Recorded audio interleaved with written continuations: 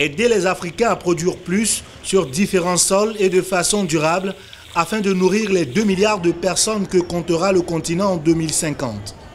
C'est toute la problématique de la 2e édition de Africa Agri Forum, ouvert ce jeudi à Abidjan. Organisé par e-conférence, le leader des questions de développement du continent, Africa Agri Forum offre à 300 acteurs africains du monde de l'agriculture une occasion d'échanger leur expérience et s'inspirer de l'exemple marocain. Le plan Maroc Vert est une stratégie tournée vers les acteurs.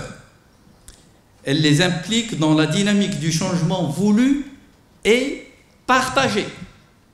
L'ambition est celle du développement de systèmes locaux d'entrepreneuriat dynamique qui valorisent les atouts des territoires, permettent un meilleur accès au marché et qui s'inscrivent dans des filières rémunératrices.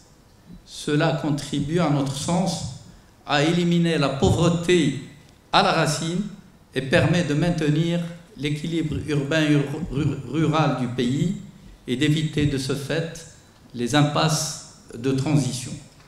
Ces 60% de terres arables et son potentiel humain sont autant d'atouts pour l'Afrique, atouts qui suscitent de nombreuses initiatives. L'innovation que nous avons au Congo, c'est cette idée-là des parcs agro-industriels que nous comptons installer dans toute la République, dans les 26 provinces de la République. Mais au moment où nous développons les partenariats public-privé, nous privilégions aussi l'encadrement des petits producteurs par des campagnes agricoles que nous organisons.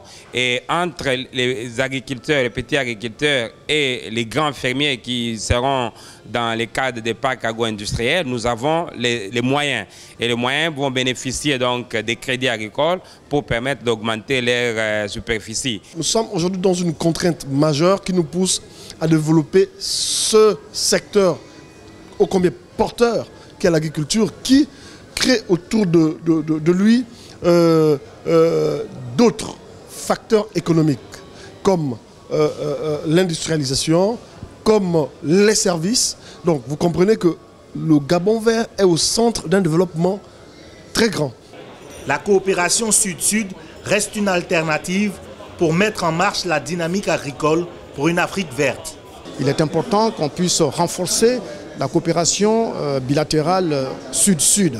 Cette coopération qu'on va avoir entre nous permet effectivement de sécuriser l'agriculture dans notre pays. Par exemple, au niveau de la CEDEAO, on prévoit d'ici 2025 d'atteindre une production de riz blanchi de 25 millions de tonnes. Les objectifs du développement durable prennent en compte l'éradication de la famine et de la pauvreté d'ici 2030. L'agriculture, dont 60% de la population africaine tire ses revenus, est au cœur de ce défi.